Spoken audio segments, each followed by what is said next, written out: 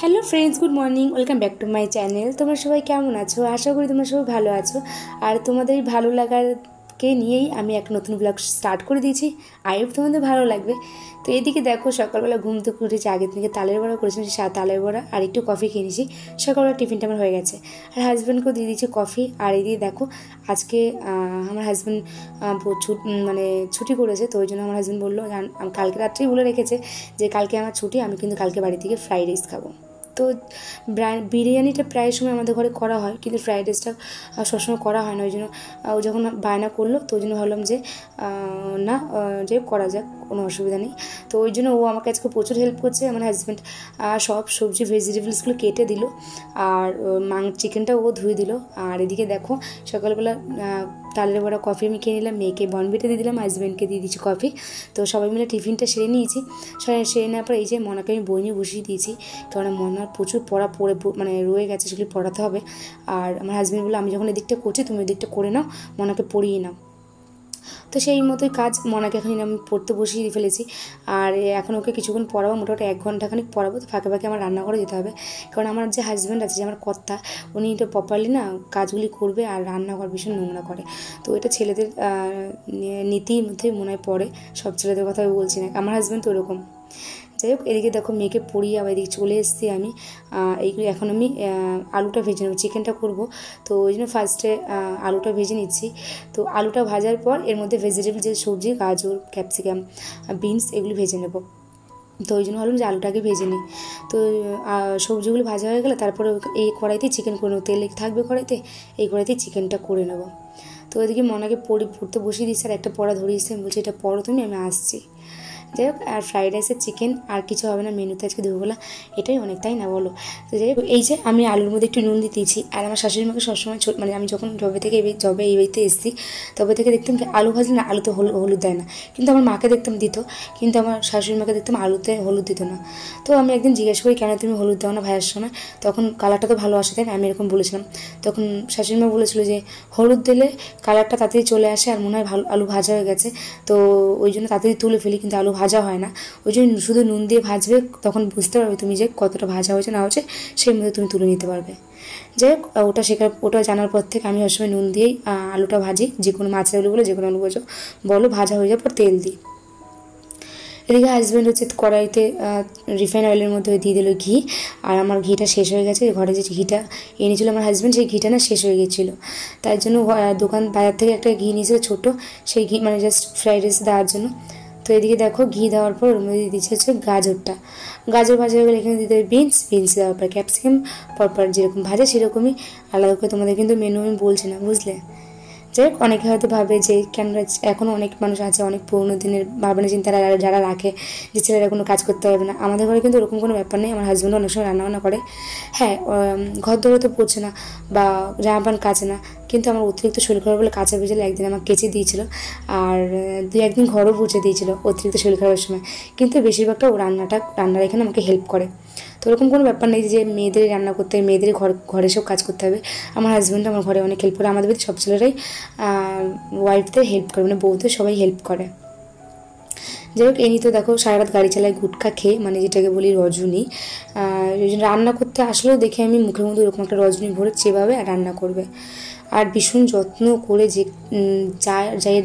যেই মানে যে কোনো কিছু রান্না করে খুব যত্ন করে কড়াই মানে খুন্তি নাড়াবে। দেখো, আমিও ইচ্ছা করে এদিকে করে নাড়িয়ে দিই, কিন্তু ও খুব আস্তে আস্তে করে যত্ন সহকারে রান্নাগুলি করে, খুন্তি নাড়াবে। যাই হোক, এদিকে দেখো 2টো বাসন পড়ে গেছিলো, ওই বাসন কটা আমি এখন ধুয়ে নিচ্ছি। আর কেননা বলে তো বেসিনে বাসন পড়ে যাবে, আর ও হচ্ছে রান্নাঘরটা ভীষণই নোংরা করে ফেলে রান্না করতে করতে, আমার সেটা ভালো লাগে না। আমি রান্না করি, বাসন 1-2 বেরোয় আমি ধুয়ে ফেলি, যেন একেবারে বাসন বেরোলে আমার মানে বাসন মাজতে ইচ্ছা করে, এরকম একটা ব্যাপার। 2-1 বেরোয় ধুয়ে ফেলি, 2-1 বেরোয় ধুয়ে ফেলি, কিন্তু আমার হাজব্যান্ড একেবারে ধোয়, জানো তো। যে সবজিগুলো সব ভাজা হয়ে গেছে, আর এখানে কাজু কিশমিশও দিয়েছে। তো এখন এই তেল সমেত ভাজাটাকে আলাদা বাটিতে তুলে দেবে, আর তুলে দেওয়ার পরে এটা তো তেলের কড়াই রয়েছে, এইটার মধ্যে এখন চিকেনটা করে নেওয়া হবে। কেমন আইডিয়া বলো, বারবার কড়াই ধুতে হচ্ছে না, তাই না বলো? তো এরকম চিন্তাধারা করে রান্না করলে অনেকটা কাজের থেকেও বাঁচা যায়, অনেক টাইমও সেভ হয়। তো এরকম করে আমি ঘরে যে কোনো কাজ করার চেষ্টা করি, যে একেবারে যখন এদিকে আসছি এদিককার জিনিসপত্রগুলো গুছিয়ে নিই, এরকম করে অনেক সময় কাজবাজগুলি করি। যাই হোক, এদিকে দেখো চিকেনের মশলাটা কষানো হয়ে গেছে। আর কী কী দিয়েছে তোমাদেরকে বলছি। নর্মালি একটা চিকেন মশলা দিয়েছে এভারেস্টের, আর হচ্ছে আদা পেঁয়াজ রসুন রেগুলার যে মশলাগুলো চিকেনের সেগুলি, আর গোটা গরম মশলা ফোড়ন দিয়ে পেঁয়াজটাকে ভেজে নিয়ে তারপর হচ্ছে মশলাটা দিয়ে দিয়েছে। আর এই যে তেল ছেড়ে দিয়েছে প্রায়, তো তেলটা ছেড়ে দেওয়ার পর এর মধ্যে চিকেন দিয়ে দিয়েছে। আর একটু চিকেনগুলো একটু ছোটো ছোটো করে কেটে নিয়ে আসতে বলেছিলাম, কেননা অতিরিক্ত বড় চিকেন আমার খেতে ভালো লাগে না, মশলাগুলো ঢোকে না, তো ওই জন্য খেতে ভালো লাগে না অতটা। তো ওই জন্য সবসময় চিকেনটা একটু জাস্ট ছোটো ছোটো করে নিয়ে আসে। আর এই যে মেয়েকে পড়িয়েছি, পড়ানোর পর দেখো বিছনাটার কী অবস্থা। তো প্রায় রান্না প্রায় অনেকটা হয়ে এসছে। আর মনে করে স্নানটা সারিয়ে দিয়েছি, পড়াটা হয়ে গেছে, আর মনে করে স্নানটা করিয়ে দিয়েছি। তো আমি এখন স্নানে যাবো বলছি, দেখো কি ভুলভাল বকে ফেলছি। তো যাই হোক, মেয়েকে স্নানটা সারিয়ে নিয়েছি। আর এই যে এখন পড়িয়েছি, বিছনাটা মানে অগোছালো হয়ে রয়েছে, এখন বিছনাটা গুছিয়ে নেবো। তো বিছানাটা যে না গুছালো না আর প্রবলেম হয়ে যাবে। দেখো মানে আমার হাজব্যান্ড এখন খেয়ে ঘুমাবে, আমরাও ঘুমাবো, তো ওই জন্য হচ্ছে বিছানাটা এখন গুছিয়ে নেওয়াটা দরকার। আর এই যে আমার হাজব্যান্ড একটা সানগ্লাস মানে চশমা এনে দিয়েছে মেয়েকে, ওয়াটার কালারের, সেটা এখন পরে অনেক ঢংচং দেখাবে দুদিন, এটা নিয়েই সারাদিন মাত্র থাকবে। যাই হোক, ছোটো মানুষ হলে যা হয়, এটা না ছোটোবেলায় আমিও ছিলাম এরকম। আমি বলে না, সব বাচ্চারা এরকম থাকে, নতুন একটা জিনিস পেলে সেই জিনিসটা নিয়ে 2-3 দিন থাকা হয়, তারপর ওই জিনিসটা আস্তে আস্তে ভুলে যায়, তাই না? ওটার মধ্যেই মোহ থাকে, এরকম একটা ব্যাপার। তো মেয়েকে যখনই বই নিয়ে বসে আমি ওকে সবসময় চেষ্টা করি ওর বই খাতাগুলি, ওকে আমি হেল্প করি, কিন্তু তাছাড়া ওকে আমি বলি তুমিও আমার সাথে বই খাতাগুলি গুছাও। তো ওই জন্য ও বইগুলি ব্যাগে ঢোকাচ্ছে আর আমিও গুছাচ্ছি দেখো। তো সবসময় চেষ্টা করি যে ওকেও কুচকাচ কাজগুলি দেওয়ার জন্য, যেরকম ও স্নান করতে গেলে ওকে বলে তুমি প্যান্টটা ধুয়ে রাখো, তারপরে আমি আবার সার্ফে ধুয়ে দিই, তবুও ওকে বলে তুমি প্যান্টটা ধোও। এটা অভ্যাসও হবে যে নিজের কাজটা নিজে করা উচিত। ছোটোবেলা থেকে আমি মনে করি শেখানোটা উচিত, নিজের কাজটা নিজে করাটা উচিত, নিজে খেয়ে নিজের থালাটা বেসিনে রাখা উচিত। আমি এগুলি মনে করি, জানি না কার কীরকম লাগবে যে ছোটো বাচ্চাদের কেন করাচ্ছ, কিন্তু আমার পার্সোনালি আমার মনে হয় এটা ঠিক। ছোটোবেলা থেকে এটা নিজের কারোর উপর ডিপেন্ডেন্ট না হয়ে নিজের উপর ভরসাশীল হওয়াটা অনেক বেটার হয়, যে আমার কাজটা আমাকে করতে হবে।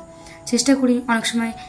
ইনি যে আমার ঘরে যে দেখতে পাচ্ছ, ইনি কী করেন বলতো, অনেক সময় ফাঁকি মারে, তবুও যতটা পারি করানোর চেষ্টা করি। ছোটো মানুষ তো অনেক সময় ওরা অনেক কিছু ইচ্ছা হয় না।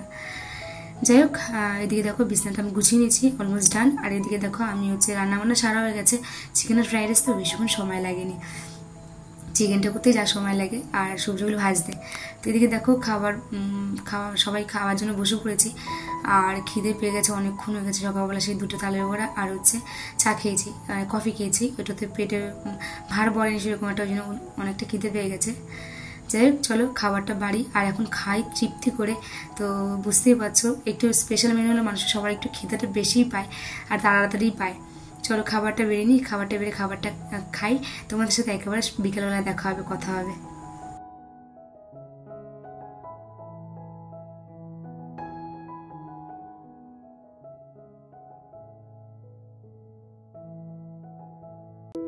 বলতো আমি না চিকেনটা না কড়াইতে রাখি। তোমরা হয়তো অনেকে ভাববে যে কেন চিকেনটা কড়াইতে রাখো, দেখতে বাজে লাগে বা কিছু। হ্যাঁ, দেখতে বাজে লাগে, কিন্তু আমার হাজব্যান্ড না চিকেন মানে এরকম কোনো মাছ ঝোল, চিকেন, ডিম এগুলি হলে না তরকারি জিনিসটা ও খাওয়ার সময় গরম করে খেতে বলে। আবার ওই বাটিতে বসলে না বাটি না পুড়ে যায়, তো জন্য কড়াইতেই রাখি। খাওয়া দাওয়া হয়ে গেল, এবার খাওয়া দাওয়ার পর যেটুকু বেঁচে থাকে সেটা একটা বাটিতে রেখে তারপরে কড়াইটা পিছনে বার করে দিই। এরকমই করি এখন কয়েক মাস ধরে। যাই হোক, এখানে সবার খাবারটা বাড়া হয়ে গেছে, এখন সবাইকে খেতে দেবো না। আমার মা তো খায় না চিকেন আর ফ্রাইড রাইস খাওয়ার কথা মাকে বললাম, মা বললো না। যাই হোক, চলো খাওয়া দাওয়াটা সেরে নিই। আর এদিকে আমার হাজব্যান্ড বসে পড়েছে, আর এদিকে আমি খেতে দিচ্ছি দুজনকে। তো মেয়ে তো পুরো সলিড খায় আর আমিও ভীষণ সলিডই পছন্দ করি। হাড়ের মাংস বেশিরভাগ মনে হয় চিকেন যারা মানে মাংস যারা পছন্দ করে তারা বেশিরভাগটাই 90% লোকরাই হয়তো হাড়ের মাংস পছন্দ করে, কিন্তু আমি আর আমার মেয়ে হচ্ছে পুরো সলিড পছন্দ। তো এই যে খাবারটা সাজিয়ে নিয়েছি, তো ওকে খেতে দিয়ে দিলাম। তো আর এদিকে মনাকে তো আগেই দিয়ে দিয়েছি, কেননা ও হচ্ছে আমাদের ফার্স্ট মেম্বার, তো ওকে আগে দিতে হয়, তারপরে হচ্ছে আমার হাজব্যান্ড, তারপরে আমি। তো যাই হোক, এই যে খেতে বসে পড়েছে, 2টো আলু 2টো চিকেন। আর এদিকে হচ্ছে টিভি দেখছে উনি, আমি কার্টুন চালিয়ে দিয়েছি। আর আমরা খেতে বসে আমরা 3জনেই কার্টুন দেখি। তো কার্টুন দেখাটা অভ্যাস হয়ে গেছে একটা, মানে অন্য টাইমে না দেখতে ভালো লাগলে এই খাওয়ার টাইমটা ডেফিনেটলি দেখি। যাই হোক, এখানে আমি নিয়ে নিয়েছি একটা আলু, একটা চিকেন, আর একটা আলু নেবো, আর একটা সলিড চিকেন নেবো। তো চিকেন না হলেও চলে, কিন্তু আলু ঝোলটা আমার ভীষণই পছন্দ। আলু ঝোল মানে যে কোনো আলু মানে চিকেনের আলু ঝোল হলে আমার চলে, আমার কোনো চিকেন না হলেও চলে, এরকম একটা ব্যাপার। তো এই যে চিকেনটা আজকাল জল দিইনি, পুরো কষা কষা করে করেছি। একটু জল দিলে না পাঞ্চা পাঞ্চা ভাব লাগে, আমার খেতে ভালো লাগে না। তো এই চিকেনটা ভীষণই আমার পছন্দ, ওই জন্য ঝোল টোল হয়নি, ড্রাই। তো চলো খাওয়া দাওয়াটা সেরে নিই। আর ভীষণই খিদে পেয়ে গেছে, বক করতে পারছি না। চলো খাওয়া দাওয়াটা সেরে নিই। আর ভয়েস দিচ্ছে আমার মুখে জল চলে আসছে, এরকম একটা ব্যাপার।